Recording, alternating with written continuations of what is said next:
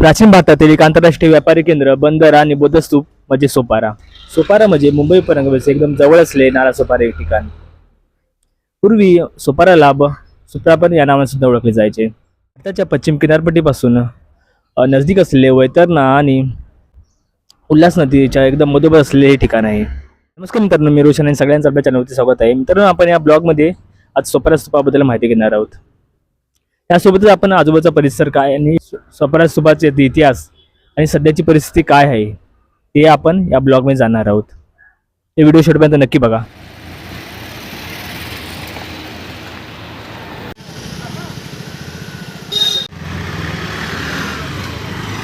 मित्रांनो, आता आपण सोपारा स्तूपाजवळ पोहोचलो आहोत आणि हा याचा एंट्री गेट आहे आणि बाजूला बघू शकता सुंदर असा तलाव सुद्धा आहे इकडे साईडला. तिथे येण्याचा टायमिंग हा सकाळी 10 वाजता असतो आणि क्लोजिंग टायमिंग हा संध्याकाळी 6 वाजेपर्यंत असतो. चला आता आपण आतमध्ये एंट्री करूया.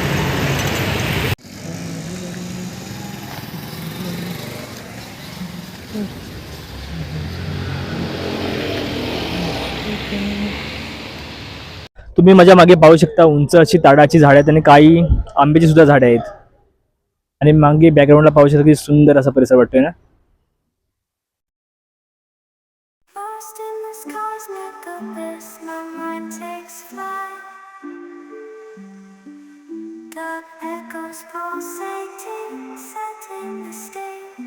आतमध्ये सुंदर असा रस्ता बनवलेला आहे. तुम्ही याच्या राईट साईडला पाहिलात ना इकडे, तर तुम्हाला इकडे वॉशरूम वगैरे सुद्धा आहे आणि पर्यटकांसाठी पाण्याची वगैरे सोय केलेली आहे आणि बसण्यासाठी सुद्धा सोय उपलब्ध आहे.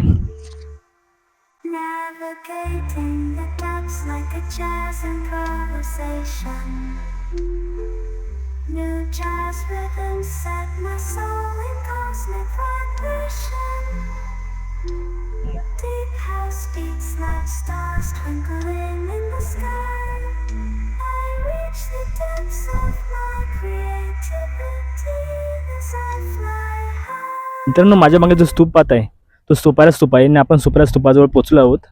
पूर्वीच्या काळी याला सुप्रारक या नावाने सुद्धा ओळखले जायचे. तर आपण स्तूपा याला आपण जवळून पाहूया.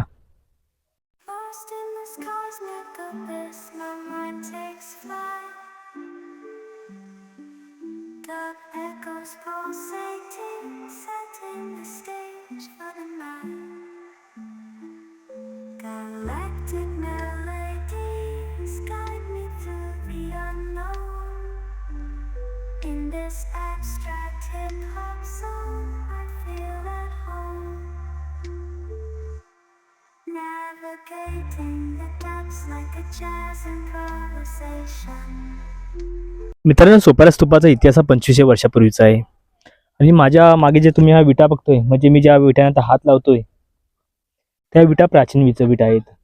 त्यांची तुम्ही सिच्युएशन बघू शकता की अजूनही त्या एकदम मजबूत आहेत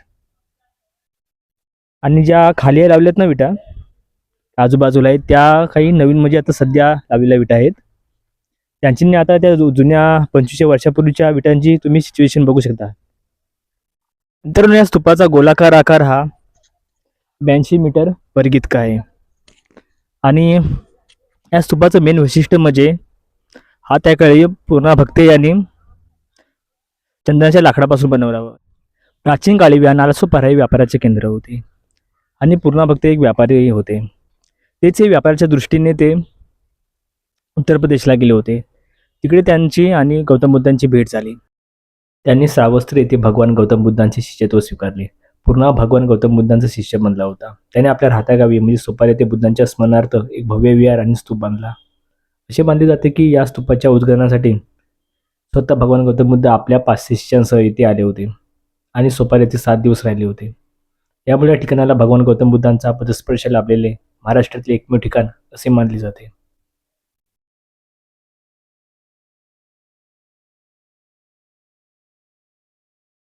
मित्रांनो, स्तंभाचा वरचा भाग आहे. तुम्ही पाहू शकता ही आता सकाळीच मोठ्या फुलं वगैरे वाहलेली आहे, पूर्ण फ्रेश फुले वाटतात. आणि हा खालील बाजू आहे, ही पूर्ण अशी बौद्धांची मूर्ती आहे अशी बनवलेली, कोरीवकाम केलेलं आहे. जर तुम्ही जुन्या फोटोमध्ये पाहिलात ना, तुम्हाला दिसेल की संपूर्ण मूर्ती दिसते.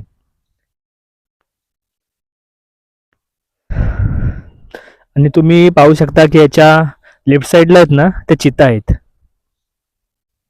काही चौकोनी आकाराच्या तर काही गोलाकार आकाराच्या चिता आहेत.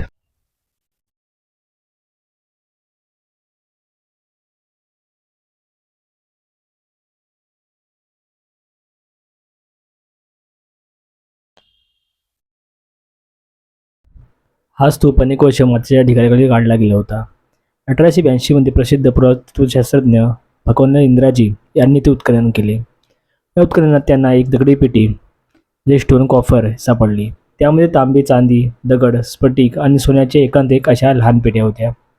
सोन्याच्या पेटीमध्ये काही सोन्याची फुले आणि एका भिक्षापत्राचे तुकडे सापडले.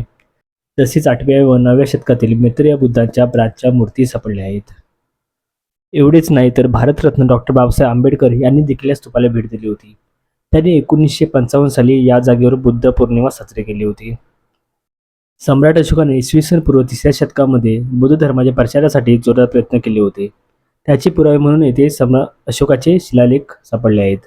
असे मानले जाते की सम्राट अशोकांचा मुलगा महेंद्र आणि मुलगी संघमित्रा बुद्ध वृक्षाची फांदी घेऊन श्रीलंकेला जाण्यासाठी याच बंदरातून बोटीने रवाना झाले होते.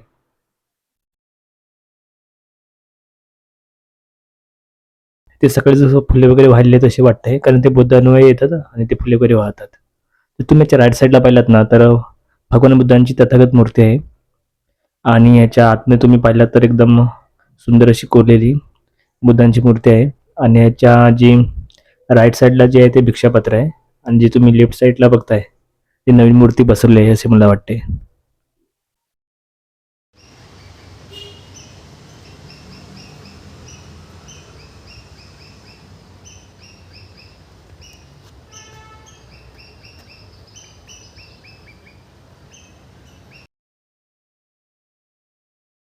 नमस्कार.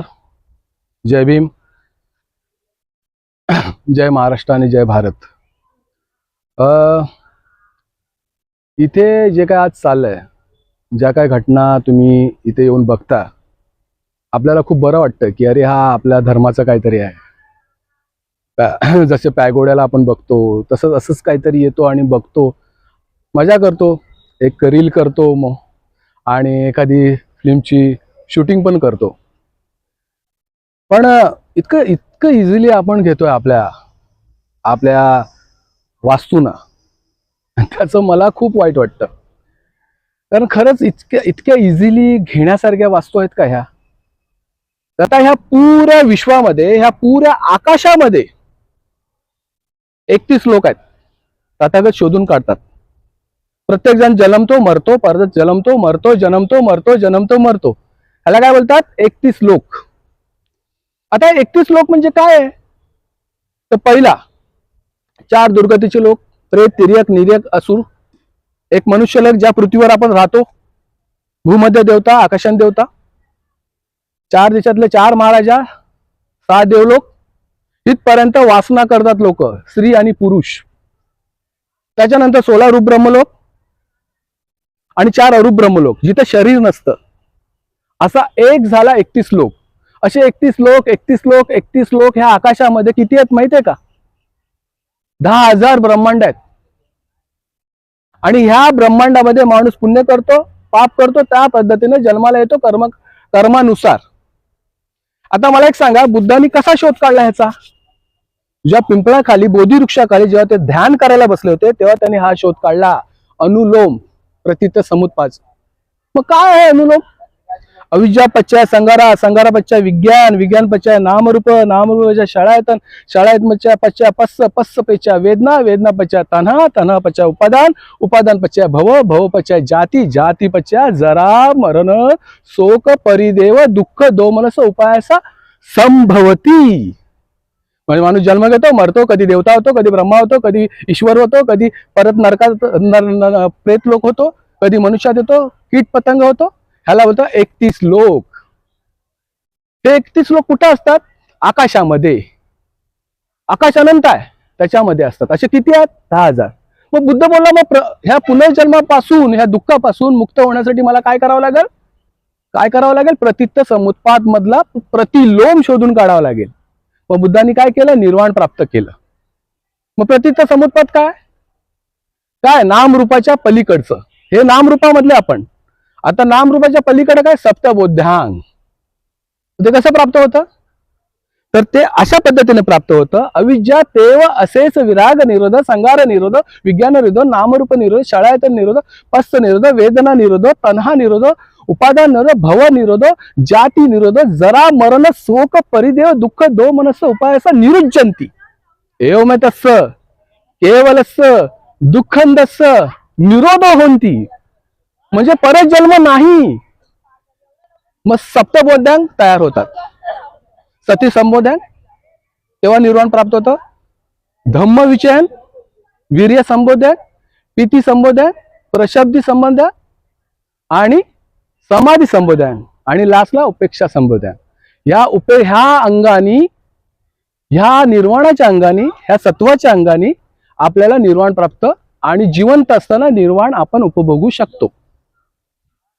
हा जो शोध आहे ना, हा अप्रतिम आहे. त्यावेळचे देवता, त्यावेळचे ईश्वर, त्यावेळचे ब्रह्मा, त्यांना सुद्धा शोधापन्नापर्यंत जाता नाही आलं. अलार कलाम जो अरुब्रह्म लोकांमध्ये होता, त्याला शरीर नव्हतं, त्याला बुद्ध देऊ शकले ना धम्म. कारण काय होतं, त्याला शरीर नव्हतं. नामरूपच्या पलीकडे जेव्हा म्हणजे आत्म्याच्या पलीकडे, नामरूपाच्या पलीकडे जेव्हा बुद्धांनी निर्वाणपद प्राप्त शोधलं, त्याला प्रतित्य समुत्पाद म्हणतात, प्रतिलोम. आणि त्या बुद्धाला आपण काय समजतो, नास्तिक. आपण काय समजतो, अरे काय रे, आता ह्या वास्तूची अवस्था बघा, दुरावस्था झाले, कुणाला काही फरक नाही पडत. तुम्ही एखाद्या बुद्ध विहारात जा, तितकं इतकी घाण करून ठेवतात ना, इतकी घाण करून, कारण त्यांना वाटतं काय बुद्ध देणार आहे. पण बुद्ध जो सम्यक सबुद्ध आहे, ज्याला पूर्ण देवता, मनुष्य आणि ब्रह्मा शास्ता मानतात, देवता, मनुष्य आणि ब्रह्मा जे आहेत ते त्यांना शास्ता मानतात. अनेक 31 लोकातले देवता, ब्रह्मा, 31 लोकातले 10,000 ब्रह्मांडातले सगळे शास्ता मानतात. त्याला आपण मनुष्य काय समजतो, काय रे नास्तिक, नास्तिकाला काय एवढं, काय देणार आहे आपल्याला. पण बुद्धांनी जो धम्म सांगितला तो कर्मानुसार सांगितला. तुम्ही कितीही मोठा देवता असा, तुम्ही किती ईश्वर असा, जर तुम्ही वाईट कर्म केलं तर तुम्ही दुर्गतीत जाणार, तुमचं ते साम्राज्य नष्ट होणारच. त्यासाठी तुम्हाला ह्या गोष्टीतून मुक्त व्हायचं असेल तर विपश्यना करायला पाहिजे, सतीपट्टण करायला पाहिजे. आणि तथागतांनी सतीपट्टण दिलं. आज आपण मोठ्या मोठ्या गोष्टींनी मिरवतो. बाबासाहेब आंबेडकरांनी 22 प्रतिज्ञा दिल्या बाबासाहेबांनी. त्याच्यात सांगितलं, मी ब्रह्म विष्णू महेशला देव मानणार नाही, ईश्वर मानणार नाही. बाबासाहेब बरोबर बोलतात आहेत, नाही मानणार आहे. पण काय म्हणाले ते, ज्या कुठल्या सांप्रदायिक लोकांनी त्यांना ईश्वर म्हणजे निर्मितीकारक, म्हणजे निर्मिती करणारा, ह्या ब्रह्मांडाची निर्मिती करणारा असं काल्पनिक तयार करून ठेवलं आणि तो चमत्कार करतो, त्याला मानणार नाही म्हणाले. बुद्धाच्या जे ब्रह्मा होते, सहमपती ब्रह्मा, बाबासाहेबांच्या भगवान बुद्धांनी त्यांच्या धम्मामध्ये त्यांचा उल्लेख आहे. म्हणजे बाबासाहेबांनी त्या सिस्टमला मान्य केलं होतं, बुद्धांच्या वास्तविकताला. ना बाबासाहेब आस्तिक होते ना नास्तिक होते, ते वास्तविक होते. पण बाबासाहेब समजून सांगतात आहेत की कुठला परमात्मा नाही आहे जे ह्या सगळ्या गोष्टीला कंट्रोल करेल. तर कंट्रोल कुठली गोष्ट करते, प्रतित्य समुत्पाद करते.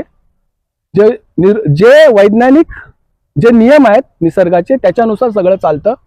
आता मी तुम्हाला एक सांगेन, ह्या ठिकाणी जेव्हा तथागतांनी धम्म दिला, तर इकडे जे काही यक्षगण होते, मनुष्य होते, देवता होते, त्यांना शोतापन्न अवस्था प्राप्त झाली, सगळ्या गोष्टी ठीक आहेत. पण त्याच्यानंतर बृहमदेवच्या हत्येनंतर ज्या काय वाईट घटना घडल्या ह्या देशामध्ये आणि ह्या महाराष्ट्रामध्ये, इथे नागानिकाचं राज्य होतं. कुणाचं, नागानिकाचं राज्य होतं. आता नागानिका कोण होती, नागानिका इकडची राणी होती. सातकर्णी जो राजा होता, तो एक हिते सामंत होता आणि त्या सामंतचं प्रेम नागानिका बरोबर झालं.